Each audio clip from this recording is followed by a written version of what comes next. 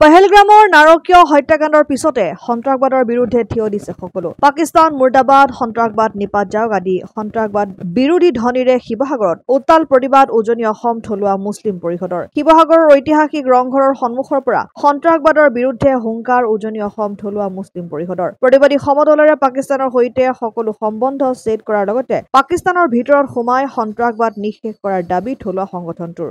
আজি উজনি অসম থলুৱা মুছলিম পৰিষদৰ উদ্যোগত ঐতিহাসিক ৰংঘৰ বাকৰিৰ পৰা শিৱসাগৰ দলমুখ চাৰিআলিত কাশ্মীৰৰ পেহেলগামত যি ববৰ সন্ত্ৰাসবাদী আক্ৰমণত যি নিৰ পৰ্যটকসকলক জনসাধাৰণক যি হত্যাকাণ্ড যজ্ঞ চলালে তাৰ বিৰুদ্ধে সন্ত্ৰাসবাদী বিৰোধী এক প্ৰতিবাদী সমদল আমি ওলাইছোঁ। আমাৰ উদ্দেশ্য হৈছে আমাৰ ক'বলগীয়া আছে মাননীয় প্ৰধানমন্ত্ৰী ডাঙৰীয়ালৈ পাকিস্তানৰ লগত এতিয়া ৪-৫ দিনৰ কাৰণে নহয়, এবছৰ দুবছৰৰ কাৰণে নহয়, আদি অন্তকাললৈকে ভৱিষ্যতেও অৰ্থনৈতিক, ৰাজনৈতিক, কূটনৈতিক, ক্ৰীড়া, সাংস্কৃতিক সম্পূৰ্ণ সম্পৰ্ক ছেদ কৰিব লাগিব। আৰু সেইটো লোকসভা আৰু ৰাজ্যসভাত বিল পাছ কৰি পেলাই তেওঁলোকে ব্যৱস্থা গ্ৰহণ কৰক, নহ'লে পাকিস্তান ঠিক হোৱা বিধৰ মানুহ নহয়। আৰু যিসকল তেওঁলোকক পাকিস্তানৰ ভিতৰত সোমাই গৈ পেলাই তেওঁলোকক হত্যা কৰিবলৈ মাননীয় প্ৰধানমন্ত্ৰী ডাঙৰীয়াক আমি অনুৰোধ জনাইছোঁ। লগতে আমি গৃহ বিভাগৰ ব্যৰ্থতাৰ কথাও ক'ব বিচাৰিছোঁ, কাৰণ ইমান ডাঙৰ চোৰাংচোৱা বিভাগ এটা থকাৰ পিছতো প্ৰত্যেকবাৰে আমাৰ ভাৰতত সোমাই তেওঁলোকে নিজ জনসাধাৰণক হত্যা কৰি পেলাই তেওঁলোকে ইয়াৰ পৰা গুচি যায়। কিন্তু এনেকুৱা প্ৰত্যেকবাৰে নহ'ব, সেইকাৰণে এনেকুৱা এটা ব্যৱস্থা গ্ৰহণ কৰক যাতে ভৱিষ্যতেও পাক সন্ত্ৰাসবাদীয়ে এনেকুৱা এটা ঘটনা কৰিবৰ কাৰণে হাজাৰবাৰ ভাবিবলৈ যাতে বাধ্য হয়।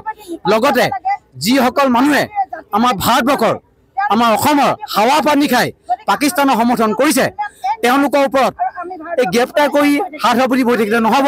তেওঁলোকৰ ওপৰত কঠোৰতকৈ কঠোৰ শাস্তি গ্ৰহণ কৰি পেলাই ভৱিষ্যতেও যাতে তেওঁলোকে জেল হাজোঁতৰ পৰা ওলাব নোৱাৰে তাৰ ব্যৱস্থা গ্ৰহণ কৰিব লাগে। লগতে এনেকুৱা এখন আইন প্ৰণয়ন কৰক যিসকল ব্যক্তিয়ে প্ৰত্যক্ষ হওক বা পৰোক্ষ হওক লাগিলে 1% হ'লেও পাকিস্তানৰ সমৰ্থন কৰে তেওঁলোকৰ ওপৰত কঠোৰতকৈ কঠোৰ যাতে ব্যৱস্থা গ্ৰহণ কৰি পেলাই এনেকুৱা এটা নজিৰ দেখাওক যি নজিৰে ইতিহাসত এটা সাক্ষী হৈ ৰয়।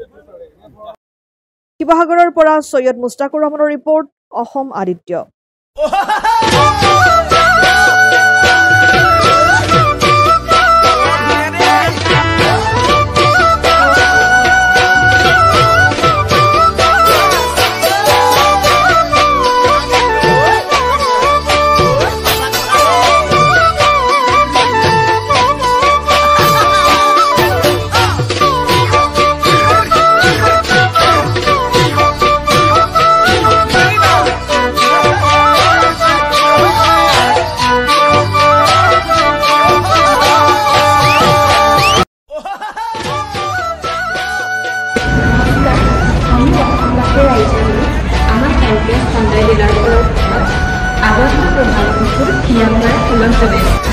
আপোনালোকৰ বিহু লাগিছেনে? আমাৰ কিন্তু ডিলাৰত লাগিছে।